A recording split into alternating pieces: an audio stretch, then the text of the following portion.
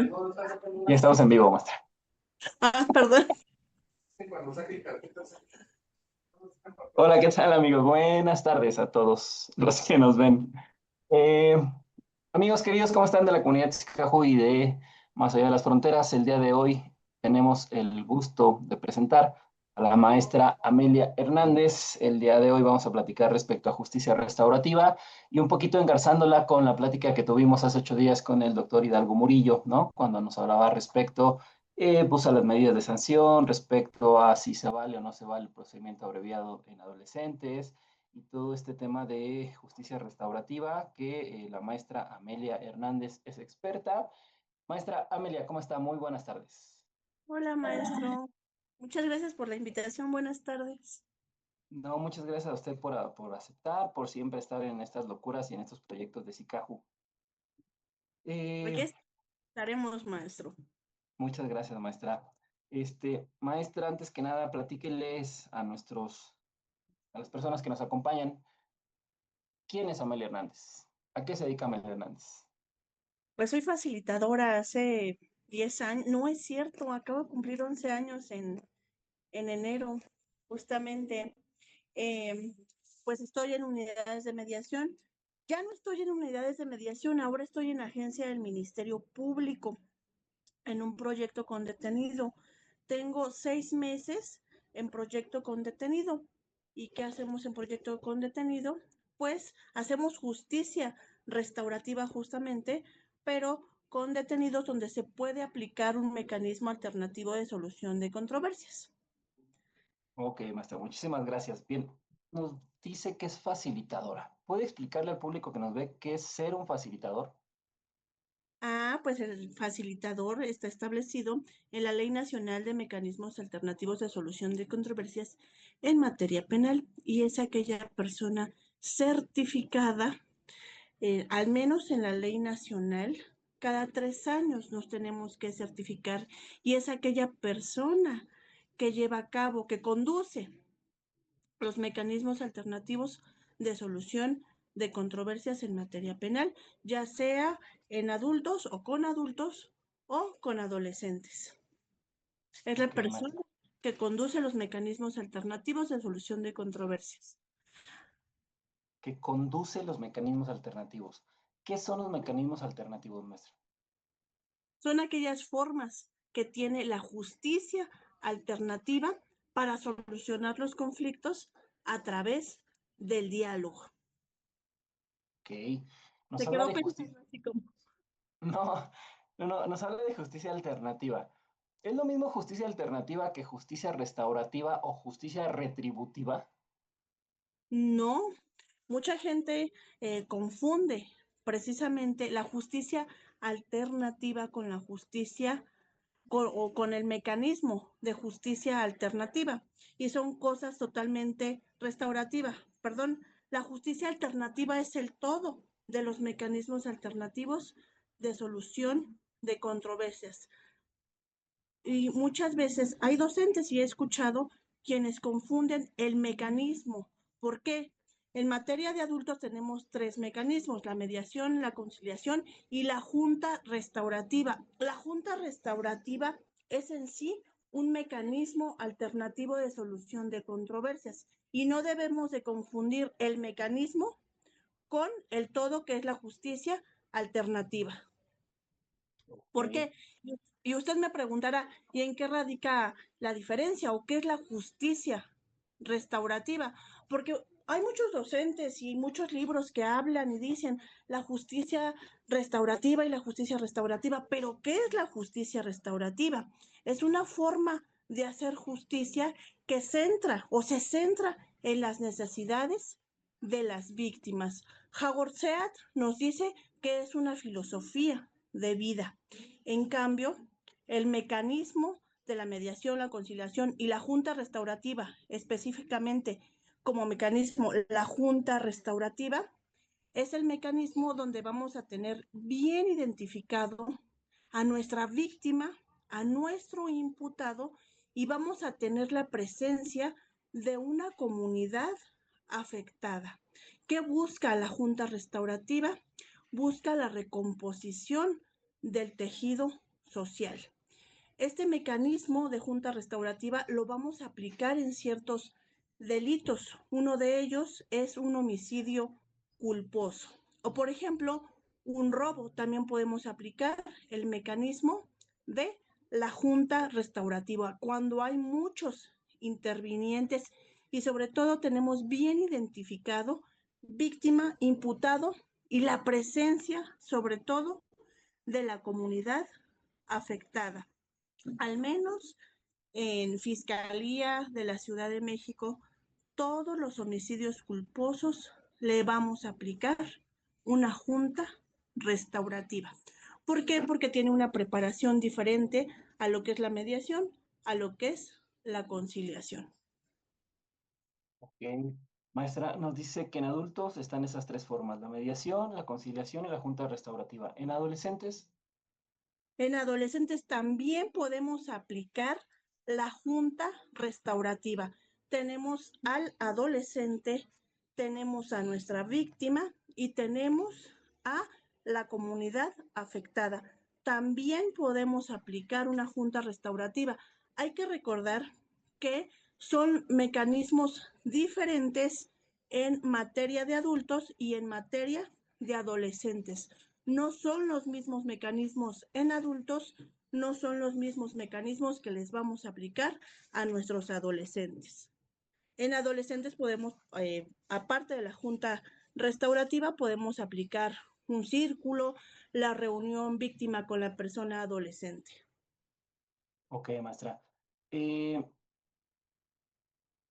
por ejemplo, en adolescentes solamente van a ser susceptibles de esta justicia o de estos mecanismos el catálogo, o más bien los delitos que no estén en el 164, ¿cierto? En 164, así es. Ok, digo para los que nos ven, amigos, en la Ley Nacional de Adolescentes, el 164 es el que regula los delitos que ameritan internamiento y por consiguiente no, estos no van a ser susceptibles de algún tema de justicia restaurativa, salvo sus honorables excepciones acá en Ciudad de México, ¿no?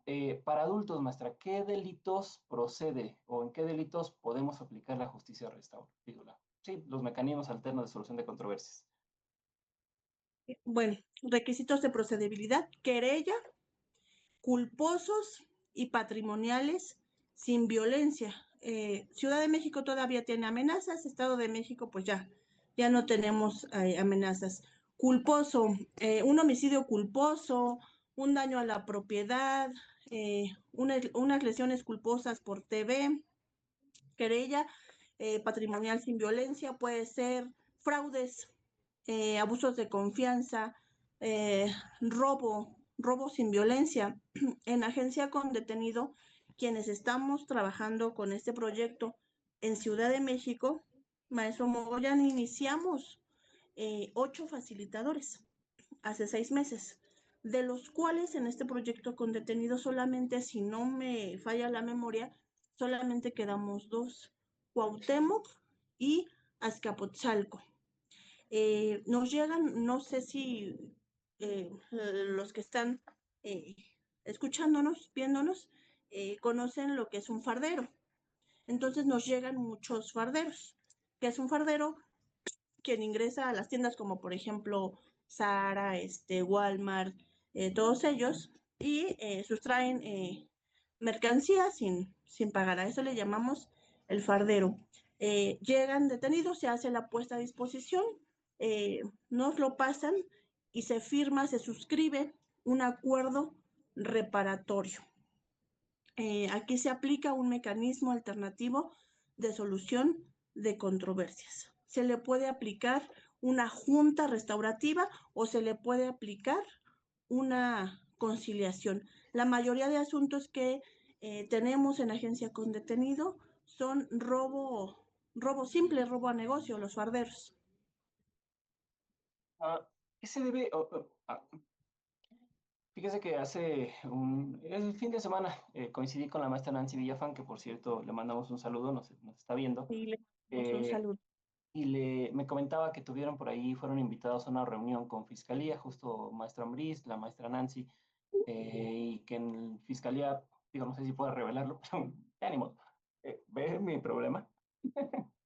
Este, que tenían varias ideas innovadoras, ¿no? El tema de judicializar menos carpetas y demás. Entonces platicábamos justo de usted. Le digo, yo creo que sí, maestra, porque a mí la maestra Amelia me comentó que ya se han implementado estos turnos con detenidos y que hay facilitadores. Entonces, pues yo creo que las intenciones son buenas de la fiscalía, pero usted ahorita me comenta es que había 8 y ahorita ya nada más quedamos 2.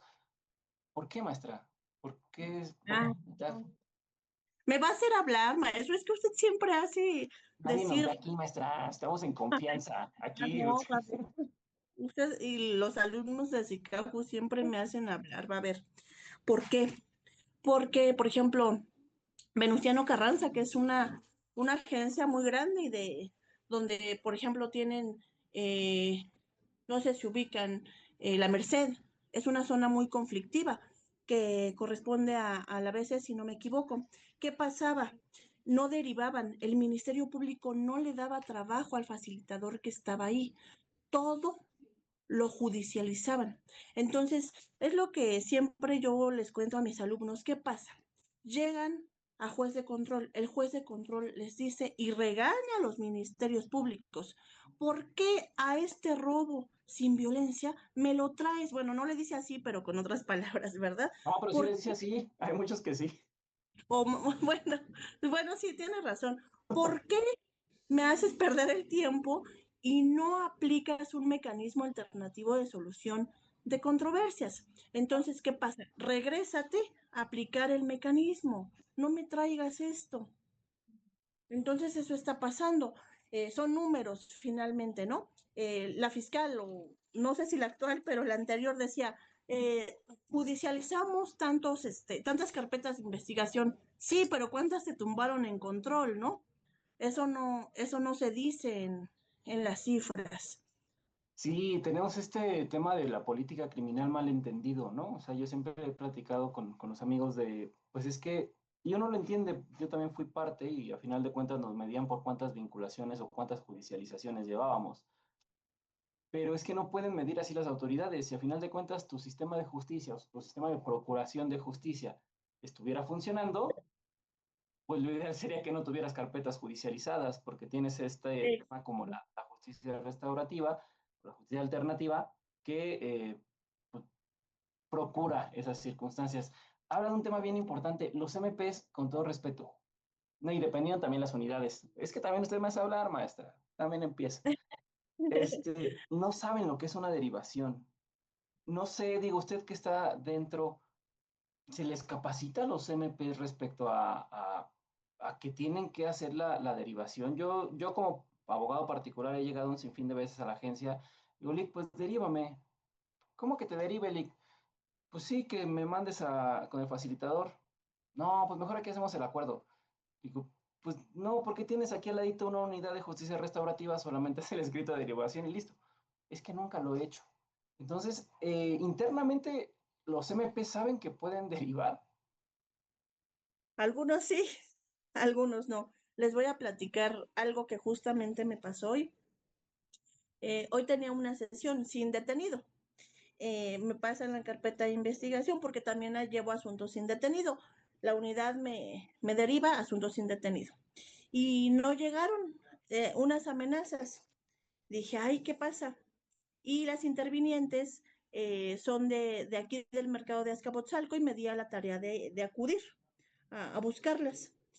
No las encontré, solamente encontré a la requerida, a la imputada. La víctima la contacto, la solicitante por teléfono y me dice, se va a poner en contacto con usted, mi abogado. No tardó mucho, efectivamente, se puso en contacto conmigo. Estaba muy enojado el abogado y me dice, ¿pero por qué?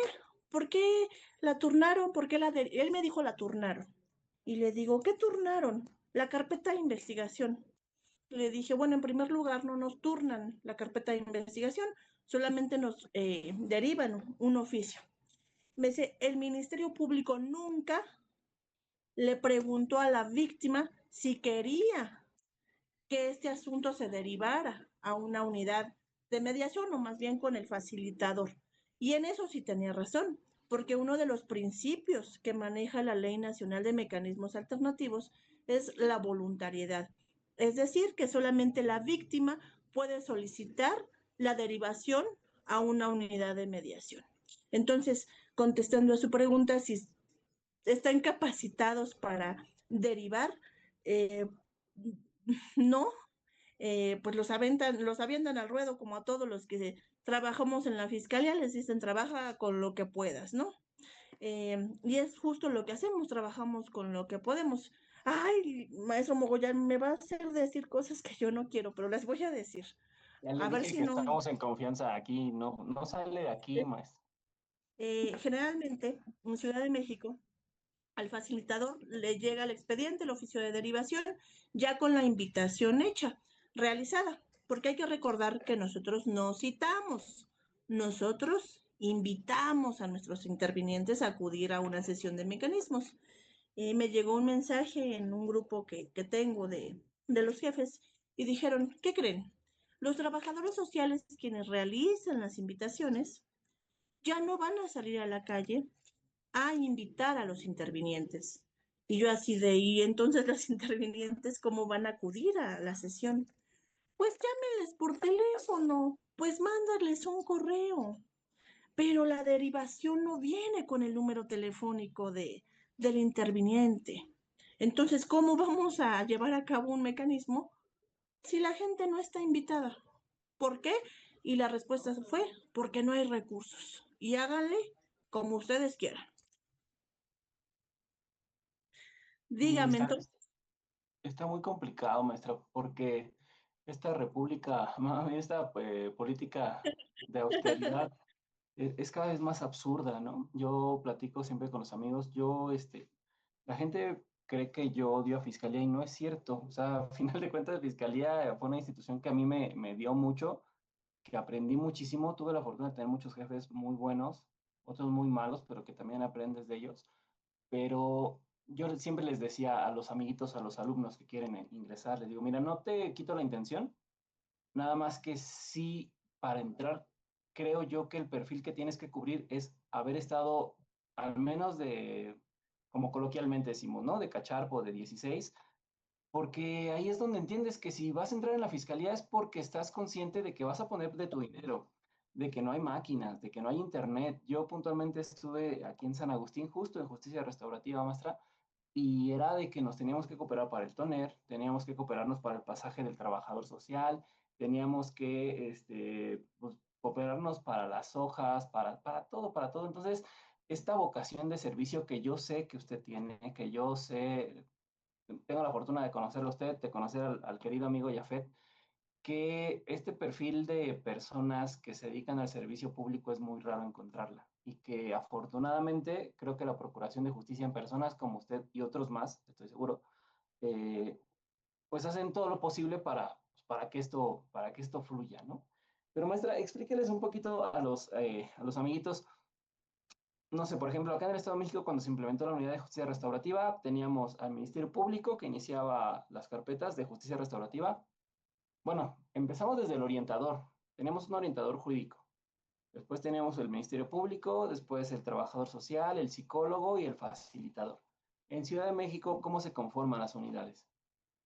Las unidades se conforman por un agente del Ministerio Público de la unidad de mediación, no un agente del Ministerio Público de la agencia, no, el agente del Ministerio Público es específico de la unidad de mediación, quien es quien aprueba los acuerdos reparatorios. Luego viene el facilitador, quien es quien lleva a cabo las sesiones de mecanismos alternativos. Luego viene el auxiliar en procedimientos de justicia alternativa, quien precisamente auxilia al facilitador a realizar los acuerdos reparatorios, a darle seguimiento a los acuerdos reparatorios de cumplimiento inmediato, porque recordemos que pueden haber acuerdos reparatorios de cumplimiento inmediato o de cumplimiento diferido. Si hay un acuerdo reparatorio de cumplimiento diferido, ese auxiliar va a dar seguimiento. ¿Qué quiero decir con el seguimiento? Va a velar que el acuerdo reparatorio se cumpla. Hay trabajadores sociales, quienes son las personas que se encargan de salir a campo, de salir a las calles, a invitar a los intervinientes con un documento que firma el facilitador. Las invitaciones se pueden hacer personales, telefónicas,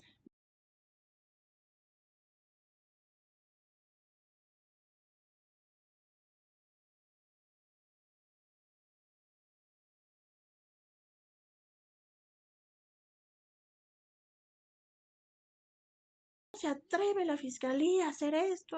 Bla, bla, bla, ya sabrán. También tenemos psicólogos quienes cuando hay un desborde emocional de los intervinientes, interrumpimos la sesión para que el interviniente pueda platicar con el psicólogo. También en los asuntos de homicidios culposos pasa generalmente el psicólogo para contención de emociones. Aquí sí es importante subrayar que al menos en Ciudad de México, todos los facilitadores por el momento somos abogados, ¿ok? Aunque la ley nacional habla de esa multidisciplinariedad que el facilitador puede ser carreras afín, psicólogo, trabajador social, pedagogo también podría ser. Pero al menos en Ciudad de México, los facilitadores somos abogados. Pero quiero hacer una aclaración. Hablé de cómo está conformada la unidad de mediación, pero no hablé cómo está conformada la sala de mediación de agencia del Ministerio Público. En la agencia del Ministerio Público solamente está el facilitador, su escritorio y ya. ¿Cómo no está la salita con colores bonitos y el Pues ahorita, humidificador, les voy a mostrar la ok, sala, en ahorita exclusiva. porque está adornada de mi cumpleaños, pero es un lugar muy chiquito, es un cuadrito. Un cubículo. Vean, vean, vean, vean, vean, vean, vean. Entonces, imagínense usted, nada más. En la agencia del Ministerio Público solamente tenemos el facilitador y es todo. Aquí no tenemos eh, auxiliar, no tenemos psicólogo, no tenemos trabajador social. El facilitador se fleta todo. Ojo con lo que voy a decir. Eh, Tenemos mucho desborde de emociones. Está detenido, trabajamos con detenido. Entonces sale el detenido y entra en crisis y empieza a llorar y entonces tenemos que hacer uso de las herramientas manejo de emociones que tenemos los facilitadores. Pero el psicólogo está ya en su unidad de mediación, ¿eh? Nosotros no tenemos nada. En la sala de mediación solamente está el facilitador que trabaja con y sin detenido. Oiga, y cuando, por ejemplo, un culposo, cuando tiene que hacer la junta, ahí los mete todos en su cuartito. Es que ese es el tema.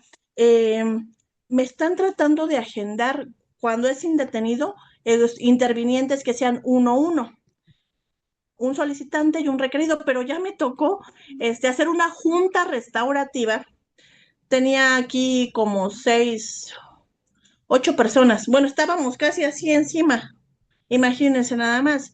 Entonces sí considero que al menos en Azcapotzalco que sí está funcionando el proyecto, porque dejaron a facilitadores donde sí estaba funcionando, deberían de, no sé, al menos mandar un psicólogo, un auxiliar, al menos, para que, y el espacio sobre todo, esto pueda realmente tener un impacto en los intervinientes.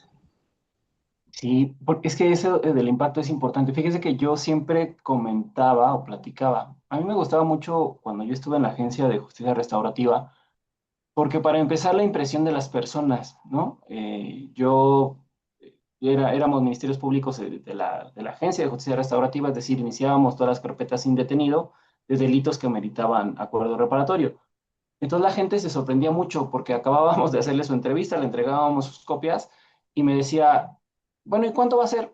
Y yo, no, pues nada. No, ¿cómo que nada? Pues si acá abajo siempre me piden tanto, ¿no? No, pues, que es un nuevo proyecto de la fiscalía, y bla. Entonces, ese primer apapacho a la gente sí es así como de, ok, ¿no? Se les hace muy raro. Pero también algo que yo rescataba mucho del trabajo del facilitador y que a lo mejor usted va a coincidir, es que se intenta encontrar el origen del problema.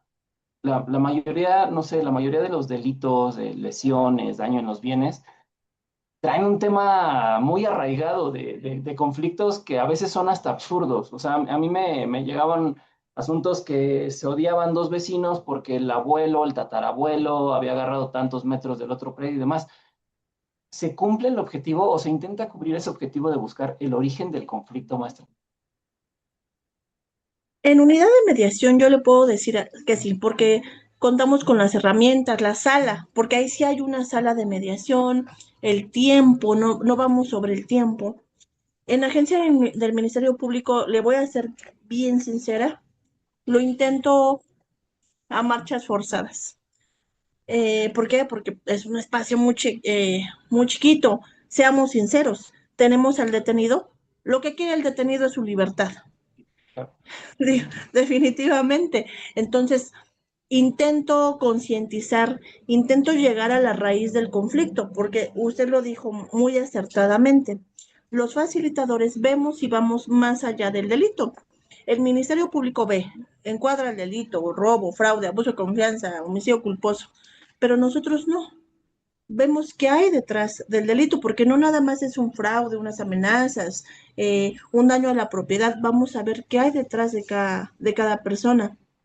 El, no recuerdo qué día, me tocó asunto con detenido. Empecé a trabajar el acuerdo y me pasan a la detenida. Ahí yo cuando la vi dije, le pregunté como 4 veces la edad porque se veía una niña, de verdad. Me impactó, pero pues bueno, le dije comprobación de edad, obviamente, me fui luego, acta de nacimiento, todo lo habido y por haber. Dije, no se les vaya a ir, no se les hubiera ido, yo creo, a los ministerios públicos porque son capaces. Me fui a la comprobación de edad, vi que si era mayor de edad, fardera. eh, Le dije, ¿qué pasa? ¿Por qué pasó esta situación? Cuéntame. Empieza a desbordarse en llanto y me dice, 18 años cumpliditos, porque mis papás siempre pelean, y fue una forma de llamar su atención. Siempre están peleando y eso me afecta mucho. Me dice, ya intenté hace unos meses suicidarme. Y entonces ahí vemos que la raíz del conflicto es la familia, sus padres. Afuera se estaban peleando, la sala de mediación está aquí y los papás estaban a unos pasos peleándose. Entonces no hay que trabajar tanto con ella, hay que trabajar con la familia, con el papá y con la mamá. Sí, maestra, justamente, fíjese que es por eso también el motivo de que la invitamos a este programa, porque el tema de la especialización, ¿no? Lo que siempre platicamos, siempre las autoridades confunden, desde mi personal punto de vista, la especialidad con la especialización. No basta que tengas un título, que tengas tu cédula de especialista en tal cosa, ¿no? Sino que el todo lo que reviste la especialización. En el tema de adolescentes, ¿no? Justo el 23 de la Ley Nacional, párrafo tercero, nos dice que dentro de tantas cosas que tiene que tener un especialista o una defensa especializada o un operador especializado, es que tengas que conocer los motivos que llevaron al adolescente a cometer cierta conducta, ¿no? Entonces, en el tema de mediación, ¿cómo se trabaja eso, maestra? Maestra, yo entre más estudio la especialización, más me quiero retirar de ella. De verdad, ya no puedo. Es muy complicado el tema de no tratar, o más bien no involucrar sentimientos o no involucrar temas de empatía que de alguna manera obstaculizan el tema del desempeño profesional, ¿no? Yo siempre había dicho que para ser penalista tienes que tener un corazón totalmente congelado, oscuro, sin sentimientos. Pero cuando estoy en este tema de justicia penal para adolescentes, me cuesta muchísimo. Los asuntos que más me han movido sentimentalmente y que me han llevado a cometer a lo mejor errores o decisiones no apropiadas, ha sido en el tema de adolescentes. Ustedes ahí en la mediación, maestra, ¿cómo aborda usted personalmente este tema? Herramientas de la comunicación, porque obviamente como cualquier ser humano, un día vamos a inclinar la balanza, un día voy a conectar con el adolescente, con su historia de vida y voy a querer llorar y no me voy a poder poner ahí a llorar con el adolescente. Ha pasado, sí, sí he querido yo ahí llorar a grito abierto, pero no, con el papá, temas de drogadicción, temas de suicidio. Entonces, trabajar precisamente la empatía, los principios, precisamente.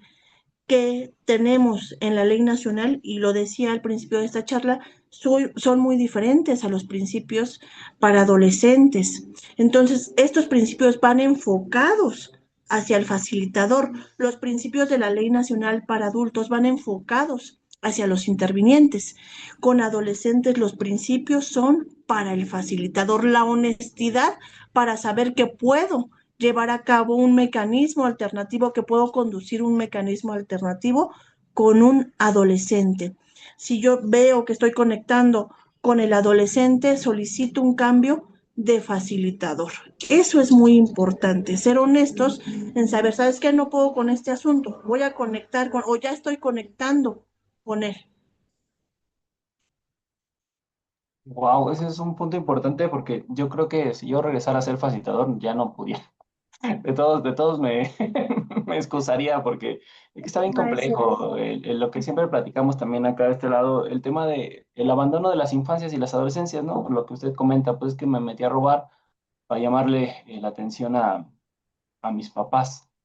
Entonces, sabemos que hay tiempos difíciles, sabemos que cada vez los papás estamos más ocupados, pero sin olvidarnos que tenemos hijos y tenemos esta responsabilidad. Maestra,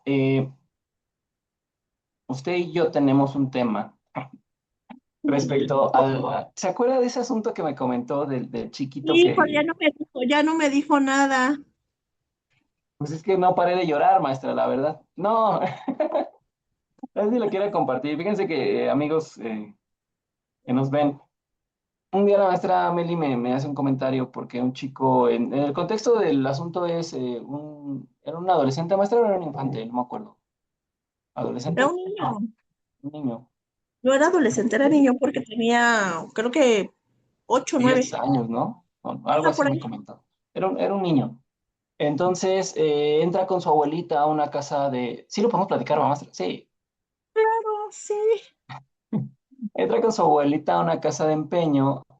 Del video que me hizo favor de compartirme la maestra, se ve como yo así lo interpreté y justo ese es el problema, ¿sabes? O sea, yo cuando empiezo como a hacer personal el tema, eh, porque yo lo interpreté, el niño se sube a una batería o se sienta en el banco de una batería, empieza como a probarla y demás, la abuelita está enfrente como pues, viendo feliz a su nieto, yo en mi imaginación, yo en mi historia, me hice la historia de que la abuelita le dijo, ay, si te portas bien, te voy a comprar la batería, o vamos a apurarnos, vamos a ahorrar, no sé. Esa es una historia propia, eso yo me lo hice, eso no me lo dije la meta a mí. Pero resulta que el niño, como traía su mochila de la primaria, cuando va saliendo de la batería, con la mochila rompe, o más bien, empuja unas pantallas que estaban y se van cayendo así como en efecto dominó. Entonces, aquí el grave problema, maestra, era de que tenían detenido a la abuelita, A la ¿no? abuelita. Y la instrucción en la agencia era que la judicializaran o que le iniciaran investigación a la abuelita, ¿no? Ajá. ¿Cómo acabó eso, maestra? Se firmó acuerdo reparatorio, maestro, pero ya no le platiqué el final. Llegó el apoderado de la casa de empeño y yo le dije, ¿y cómo te va a reparar el daño? Me dijo, económicamente. Y le digo, pero no tiene nada porque la mamá del niño estaba en un curso para entrar a trabajar. Le digo, no tiene ningún peso.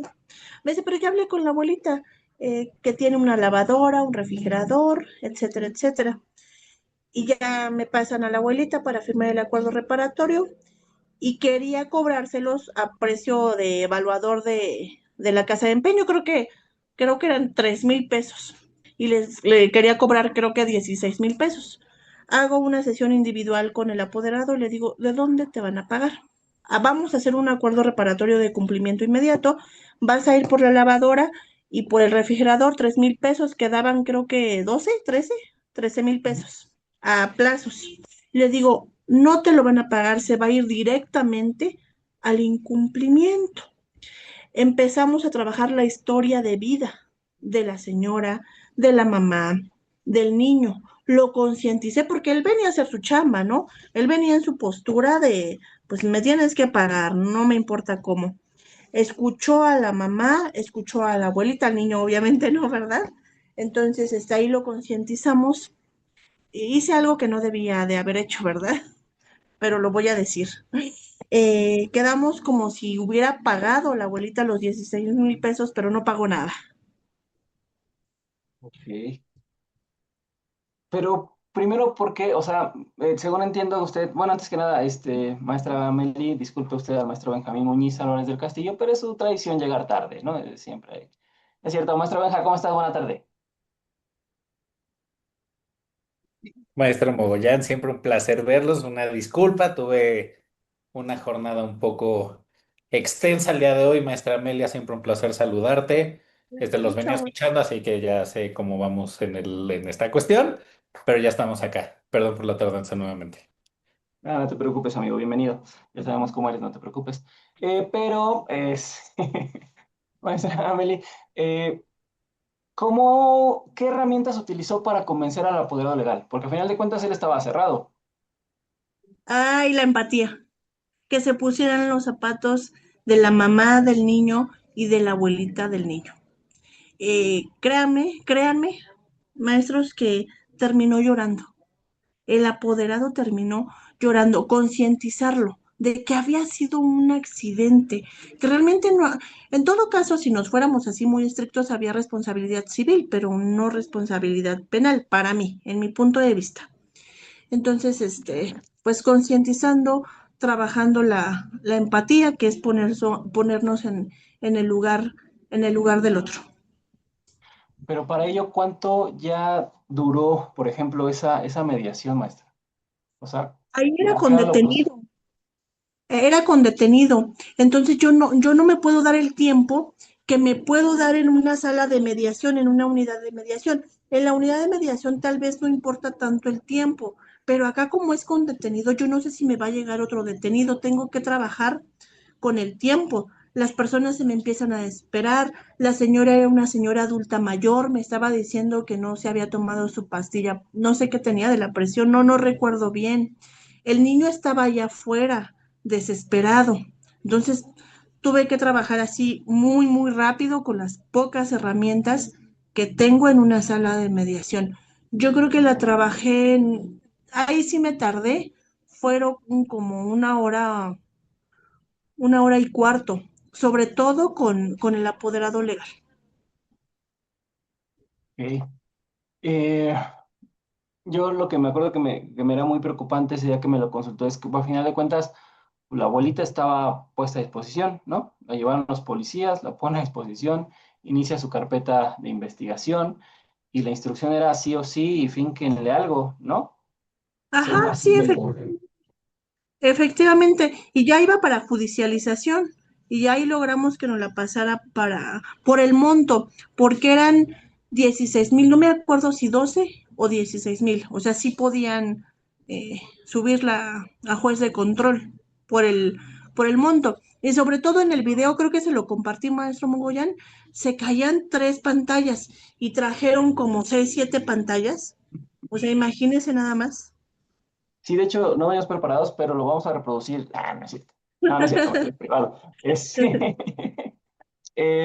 Sí, pero aparte, imagínense, amigos, era llevarlo a control.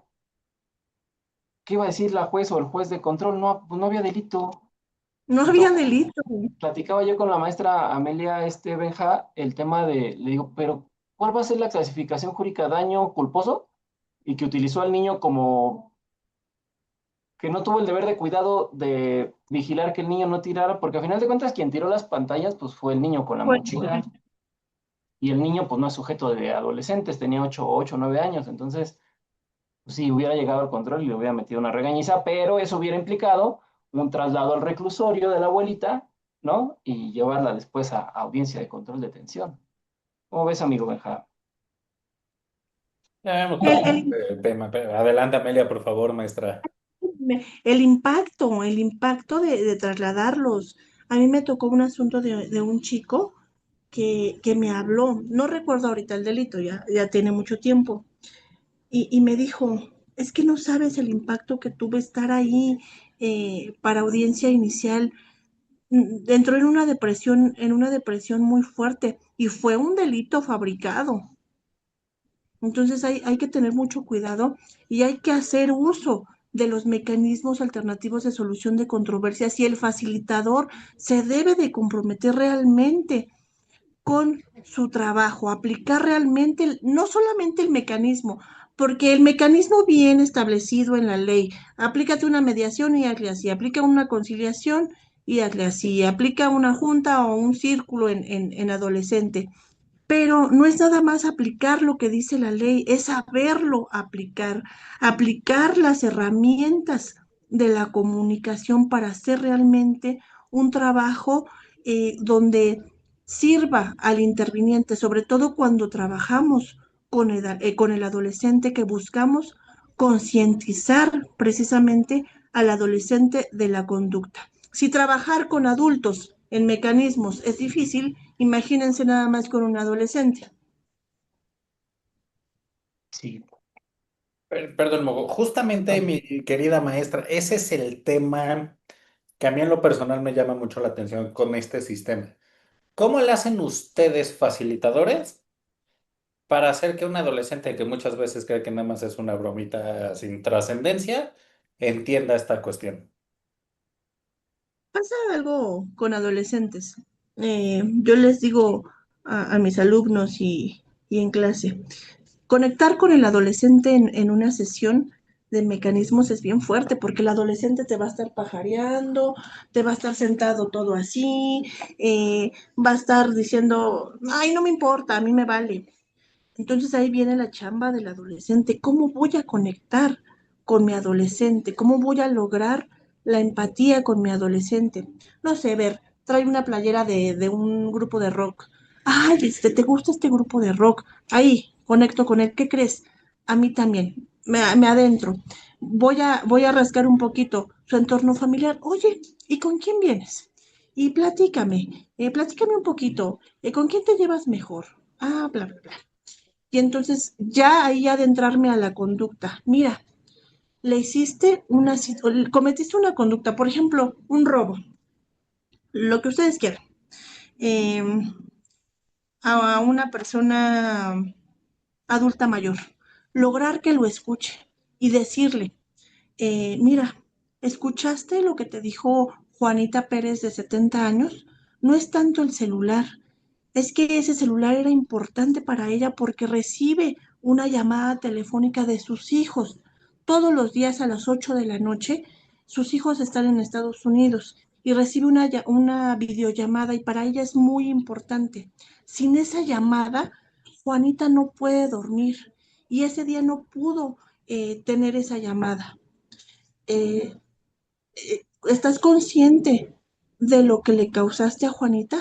Entonces, lograr concientizar al adolescente lo que causó la conducta.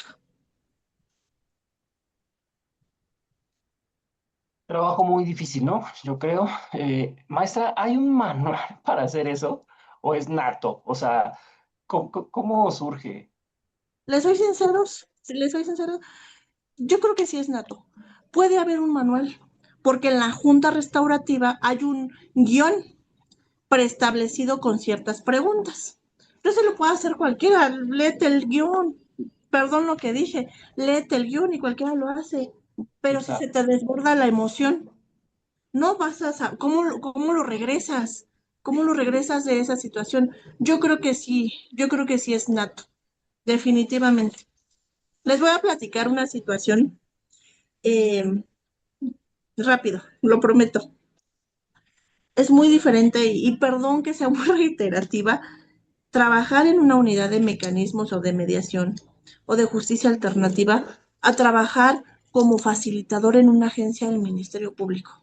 Definitivamente es muy diferente, porque la gente en una unidad de mediación llega a las instalaciones, qué bonito, es la cara bonita, es la parte bonita, pero entra como facilitador a una agencia del Ministerio Público. No es lo mismo porque la gente llega enojada, el impacto que tiene la gente de pasar a una agencia del Ministerio Público no es el mismo al entrar a una unidad de mediación.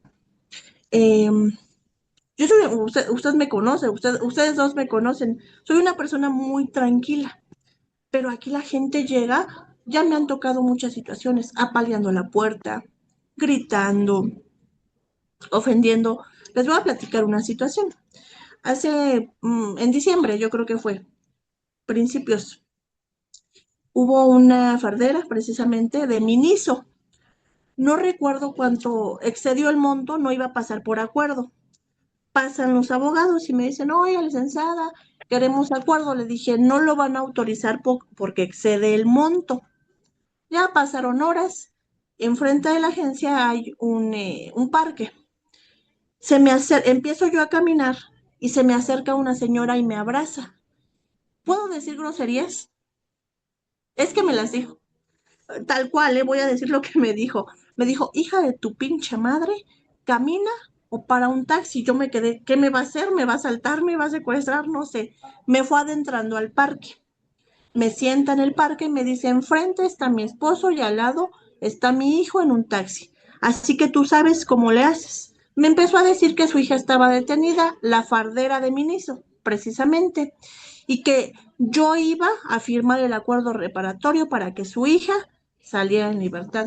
Yo la escuché, la, nada más la escuchaba, tranquila, yo tranquila. Dije, en algún momento se tiene que desahogar, es lo que quiere. Pero cuando me dice, usted tiene una hija, fue cuando yo me doblé. Ahí ya me empecé a poner nerviosa. Ahí ya no pude. Entonces ese tipo de gente sabe dónde pegarte. Por eso digo, no es lo mismo trabajar en una unidad de mediación que en una agencia del Ministerio Público. Ujú. Los asuntos son totalmente, no es que sean diferentes, pero el impacto de trabajar con detenido es diferente a estar en una unidad de mediación. Entonces he aprendido a aplicar de una manera diferente las herramientas de la comunicación. Ahora ya no soy tan, sí siénteseme aquí, familia del detenido, no, ya no soy tan, bueno, pásele, ya no soy tan abierta con la gente. Y eso me lo ha enseñado la agencia del Ministerio Público.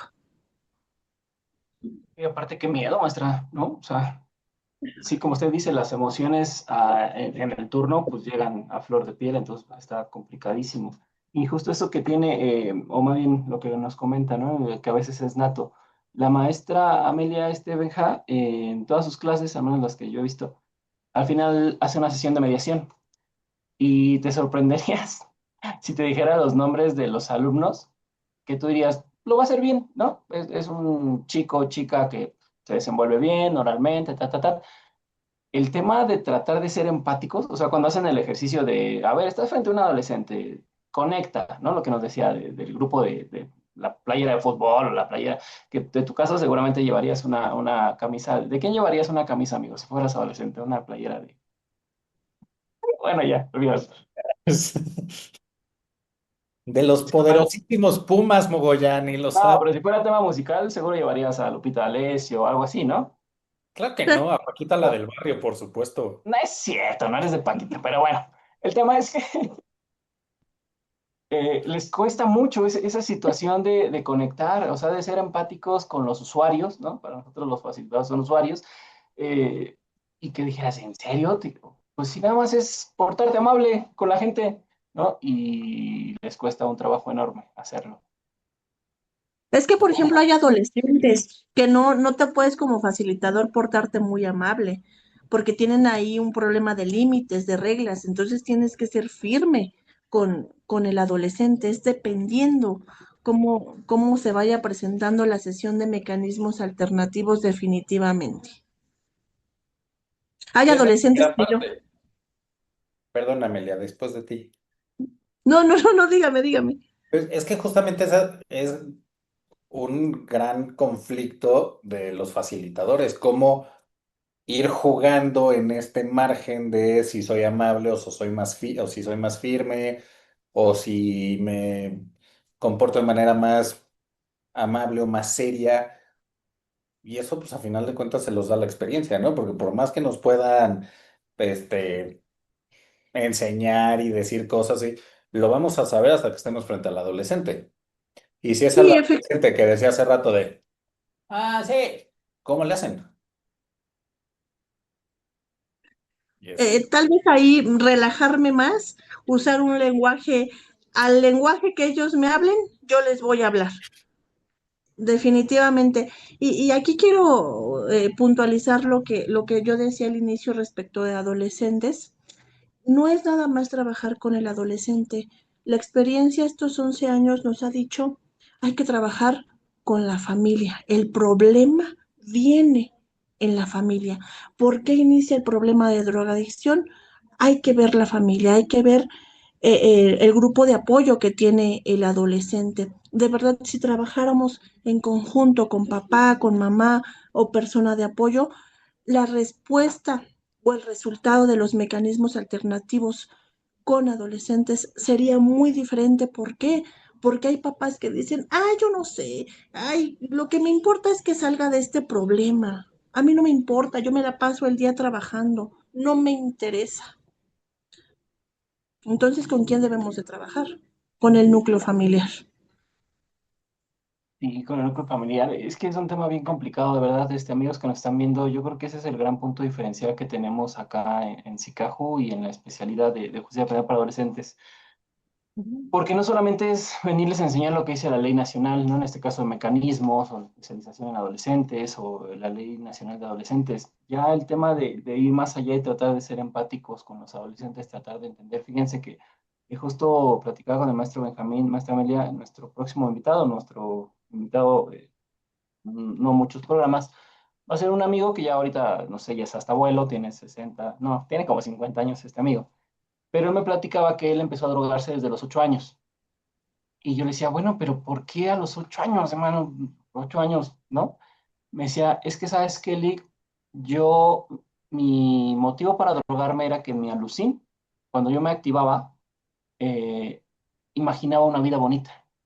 Imaginaba que mis papás no me pegaban, imaginaba que mis hermanos me querían, imaginaba que tenía una vida bonita. Entonces yo por eso me drogaba, por alucinar que tenía una vida bonita, ¿no? Entonces son todos esos factores que a veces cuando no se tiene esta especialización o cuando no se tiene esta empatía es bien fácil señalar con el dedo y decir, el adolescente es un ratero, se roba videojuegos del Walmart, como un amigo que nos está ayudando a hacer la producción de este programa, le mando un saludo, pero no es solo eso, es ir más allá y era entender, yo por eso hace rato le comentaba el tema de encontrar pues el origen del conflicto, el origen realmente del problema, ¿no? Tratar de hacerlo una visión menos penal y más restaurativa, ¿no? Así es. Y el origen del conflicto, del problema, generalmente en adolescentes, viene en papá, viene en mamá, viene en tía. Muchas veces en adolescentes, quien cuida es, bueno, no quien cuida, quien está al pendiente es la tía, es el primo, no hay papá, no hay mamá, o son los abuelitos. Bien fuerte este tipo de situaciones. Sí, maestra Meli. Pues sí, amigo, un último apunte, amigo, ya nos está correteando el amigo Cristian. Ya me está corrigiendo Cristian, como siempre. Pues no, maestra, nada más. Lo que hemos platicado muchas veces con el maestro Mogollán, a final de cuentas, hablar de toda la cuestión de justicia para adolescentes implica, sí, como adultos implica, pues como adolescentes más, el analizar las causas y qué es lo que está fallando y pues buscar que se resuelvan, no necesariamente en juicio, no hay que buscar soluciones más rápidas, más baratas para todo el mundo, incluyendo para el Estado. Pero esa parte que hablaba hace rato de las juntas, creo que es muy importante que podamos meter también la responsabilidad de la sociedad, sobre todo cuando hablamos de adolescentes, ¿no? Hay un tema que, pues, a final de cuentas, los adolescentes muchas veces están abandonados y, como bien dice el maestro Mogo, pues cuando hacen algo, a esos adolescentes se la pasan porque todos son rateros, ¿no? Entonces, también es un tema de empezar a cambiar o de buscar una mejor manera de entender este sistema socioeducativo, no tanto punitivo. Y pues siempre es interesante y bueno saber que hay personas como usted que le gusta este tema, que lo maneja y que está ya a pie de cañón todo el tiempo. Y ojalá hubiera más funcionarios así. Esperemos, pero es que, ¿sabe algo? Hay algunos facilitadores que llevan la sesión nada más por llevar y no se adentran a la raíz del conflicto y no aplican precisamente las herramientas de la comunicación. Tocaba usted el tema, maestro Benjamín, de la Junta Restaurativa en Adolescentes, de la comunidad afectada, que precisamente es la sociedad. Y ahí podemos hacer un trabajo bien importante. ¿A quién dañaste? Sí, tenemos la víctima, pero a la comunidad afectada, justamente. Muy Sí, fuerte. maestra. Dime, amigo. No, muy fuerte. O sea, sí es un tema de analizar esta cuestión de que las sociedades, a final de cuentas, en último grado, quien queda lesionada, ¿no? Afectada. Sí, efectivamente. Pues muchas gracias. Es un verdadero honor y placer estar con ustedes siempre. Para mí, ay, no sé por qué hoy estoy muy sentimental por mi cumpleaños, yo creo, pero gracias porque siempre llevo a Sicaju conmigo. Y lo sabe, maestro Mogollán. Sí, Te maestra, amo, muchísimas gracias. ¿Mande? te amo, Sicaju. IMSS y Caju, claro que sí. Sí, maestra, sabemos, y usted sabe, y si no lo sabe, recalcárselo, que es una parte fundamental en Ah, este gran complejo que es la familia Sicaju y que toda la comunidad Sicaju la quiere muchísimo. Yo no he escuchado ninguna bueno, persona que se exprese mal de usted, al contrario, ¿no? Incluso algunos alumnos de otras maestrías o que no tienen la oportunidad de tener clases con usted, pues igual no le están pidiendo y demás. Y pues muchísimas gracias por siempre estar disponible, muchísimas gracias también por siempre salvarme cuando lo requiero. Al igual que el maestro Beja, siempre tiene la disposición para auxiliar a este poquito despistado coordinador, ¿no? Y nada, muchísimas gracias a todos los que nos están viendo. Hay muchos comentarios acá en Facebook, pues toda la comunidad Chicago, la maestra Nancy, Shesid, maestro Oscar, todos, muchísimas gracias. Recordarles la oferta educativa de Sicaju, maestría, bueno, ya están acá poniéndose en los flyers. La de su servidor, maestría en Administración y Procuración de Justicia con especialidad en Justicia Penal para Adolescentes, Civil y Familiar, Maestría Civil y Familiar, Maestría Constitucional y Amparo, Maestría en Ciencias Penales y las especialidades que acabamos de implementar, Derecho Administrativo Sancionador, Ejecución Penal y Derecho Laboral. Y ya, sí, son todas. Y pues a todos, muchísimas gracias por su atención, maestra, muchísimas gracias, amigo Benja, muchas gracias. Recuerden que este programa se va al canal de YouTube de Sicaju, entonces por si quieren consultarlo y demás, ahí estamos. Y a todos, muchísimas gracias. Amigo Benja. gracias, buena noche. Bye. Gracias, maestra Mogo. Muchísimas gracias como siempre. Y pues los esperamos en Sicaju y nos vemos dentro de 8 días. Bye, amigos.